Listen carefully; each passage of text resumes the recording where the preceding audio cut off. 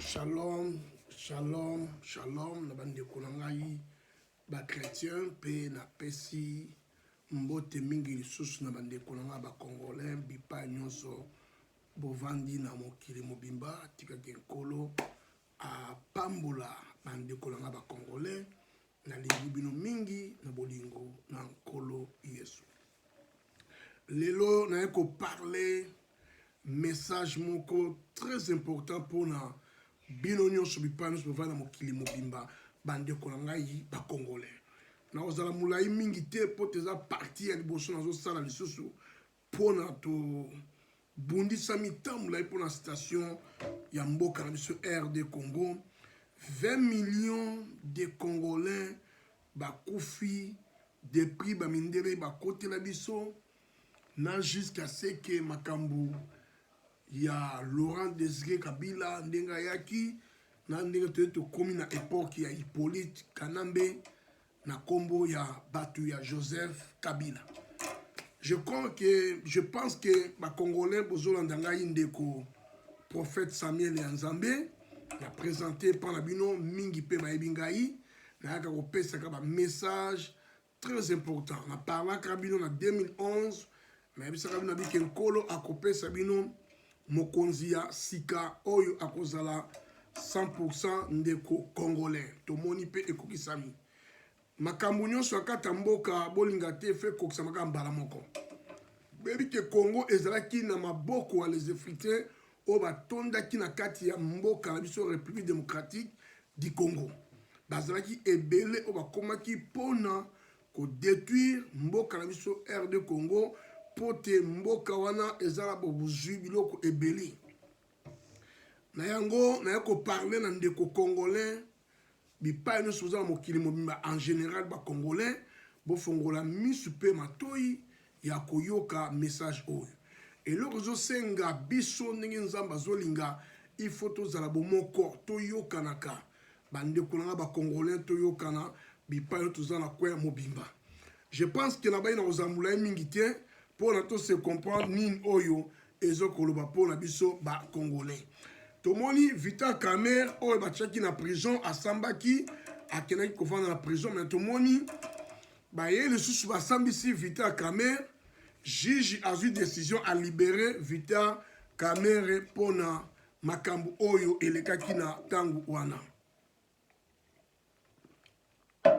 na yango tomoni que Vital Kamerhe a libéré mais 50 millions de dollars américains ti lelo emonanité bipa eke ebanité mpona kotonga mboka na biso ya République démocratique du Congo mbongo emonanité ebungi bongo makambo pe esili décision au juge azwaki tous les Congolais aza d'accord nango te selon ndenge décision au juge azwi lelo mibeko mosusu ekoma mpona juge akata makambo ya batu akoma kotuna na public bakovanda basali lokola kotuna ba question bino bomondeli na mutu oyo mbongo ya mboka ebungaki yalobi eza yete bakotuna public soki public oyo eleki ebele nde badeside mutu wana abima azala libéré mais so aboni public moko eparle kaka bato mokie nde mutu wana mwe azala libéré eza te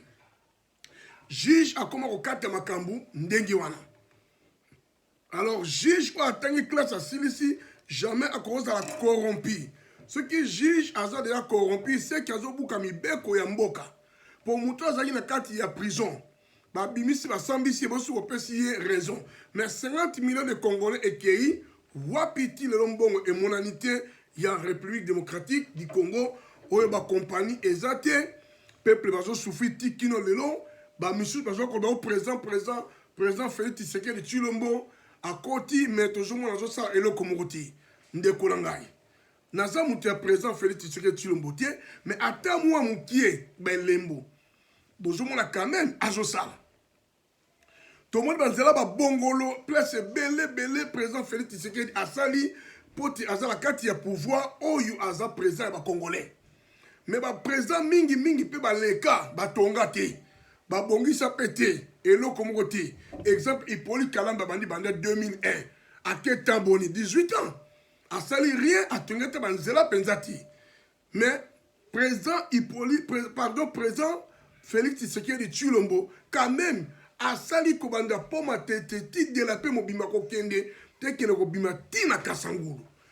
Combien de temps zelana et salamati? Na quand même boza la penza, place la ndikolanga. Yango la pêche bino exemple. A quoi que ça la makamio son balamo côté, il faut bunda, l'homme doit se battre. Il faut bunda jusqu'à ce qu'il a comme un niveau yango. Na yango na ko tali sabino ke tomoni ke Kagame atinda ki ba commandant na 4 République démocratique du Congo pour la basanga ensemble na M23 et bien le ko la M23. Zoka ezali mission o ba pesa ki selon accord oyo Hippolyte Kanambe a signé qui pour te M23 ba créer ki yango uniquement pour akokota la carte politique congolaise. Zoka za les effrités bazali bato bazobenga comme espion. Bato ba kapona ko détruire. Pour que baby ça commence à remonter. Il y a un monde d'espion de Bangouana. Alors, quand Hippolyte Kalambe a signé qui est moko, Nathan M23 de Bangaba Kota, et ça, Nathan, il y a Hippolyte Kalambe. Donc, comme Nathan, un président Félix Tshisekedi, tu l'as la Congo, il y a Fatih Béton, Fatih Volcan, Fatih Moto, Yende Moutou Azali Sikoyo, président de la 4 République démocratique du Congo, Nathan Oyonzambe Apesi Yé. Alors, d'accord, Oyo, Hippolyte Kalambe a signé qui jamais Félix Tshisekedi a signé pour la côte M23, la carte de la République démocratique du Congo, sur la poste, la carte de la politique congolaise. Et quand on s'y matin de Kolanga congolais, na yango congolais, il pas osali fongola mis matoi pour la côté de la bunda, pour la mboka na yo parce que 20 millions de Congolais va koufitil lelo, considéré que étranger a kobundela yo. Yo moko mwana mboka ebongi otelema obunda pona mboka na yo po tozala libéré. Mboko mabele ya cher, mabele ba diamant, mabele ba cuivre, mabele ba coltan, mabele biloko nyonso ekreka biloko ebele onzambe asala. Okoko tika ngote kene pa mutu mususu ayiba kango tanke yozo kufa nzala. Yozo souffrir. Ale batu mususu bakozwaka mbongo ya mboka na yo to mabele mboka na yo bakena koteka yango bamboka na bango ebongaka. Zoka yozala nyonso mozoe ba ko créer tie pourquoi parce que amour de Dieu et peuple congolais tozala ngoti même les pasteurs y compris c'est la même chose. Bolingwala tozala ngote ndeko nanga congolais oyo nazo sabino penza bolandanga ndeko prophète Semelia ya nzambe pour le message on a appelé à tous les Congolais. C'est ça. Na yango na yeko pesa bino message oyo penza profond pour la ndékolanga nyonso congolais penos avant dit ya kolanda message oyo. Alors président Fatih il faut que ba tango juba sur au tile bon est ba ke lo bunda Kinshasa otika banane déplace coup d'état et koko salama na stratégie. Alors tango zolinga otinda ba soda est kuna fotika la na ba soda mususu ya makasi na kata Kinshasa pardon. Pour te soki ba les infiltrer ba ye ba ko ba ndengeni ya ko défendre okoko tinda nyonso te et loko tozo luka la 4 République démocratique du Congo tozo ba jeune to formé ba la 4 armée ba jeune et belé ba liaka bien ba futa ba bien bango ndi ba la préparer la génération pour la kokile bunda contre Banguna. Président Fatih likamone faut beaucoup tisaron la 4 République démocratique du Congo bo luka ba jeune bo fonctionner la makasité jeune oza la posa qui est armée ya ko bunda pour la mboka na ye Congo RD Congo o tobenga Congo Kinshasa bipa nyonso Congo ezali eza Congo o ya République démocratique du Congo o tobenga la Congo ya Congo yango keto sengi bozwa ka ba jeune bakende na formation ya ko comme militaire ya makasi pona ko bunda pona mboka na biso République démocratique du Congo pona kozwa victoire président Fatih Béton Fatih Moto, Fatih Mabende, Fatih Volcan. Alors, ngai ndeko na yo prophète Samuel Nzambe, na yeko peso conseil malamu, il faut ko keba tala ndenge basangani. Tala ndenge basangani. Hippolyte Kalambe na Moïse Katoum. Omoni kuna Fayulu akei na matata mpoyo. Siko ba siko les effrités moko Vita Kamere abani koya lisuze pa na yo. Makambo nyonso il faut ça la minga bokebi. Kote nzambe aza ko batela yo mais yo pe senga omi batela pote bokonzi oya yo e wuta kina maboko ya nzambe bokonzi moko te ewutaka na maboko ya moto. Alors nzambe moto atie yo pour le peuple congolais, pour la terre yo.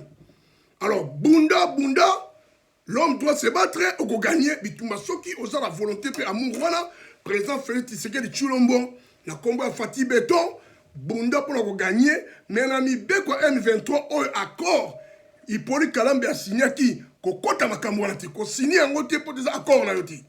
Et ça accord ya président oyo azalaki liboso la kati ya pouvoir mais président wana ese alongwaki yo za la droit ya ko changer mibeko mosusu ya ko boya mibeko M23 pour soko signer papier wana.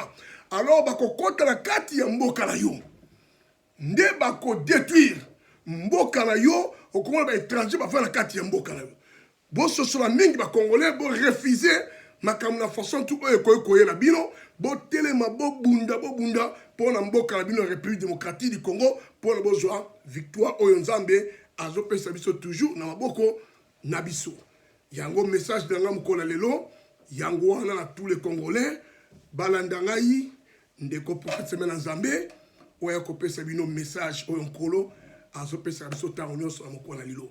Fati Beton bunda pour na kugagner bitumba oyo eza la République démocratique du Congo. Tika kenzamba pambo la bino makambo nyonso kende liboso puissance ya makasi et ya pona ko pesa nzamba pesa pona basoda na biso ya République démocratique du Congo pote wa kemba bunda ka pe ba ganyaka pote to zo victoire na kati ya mboka na biso RD Congo yango na pambo tous les Congolais oya zolanda ngai ndeko prophète semaine nzambe tika kenkola pambo la bino to wakuta na balasima. Merci mingi bye.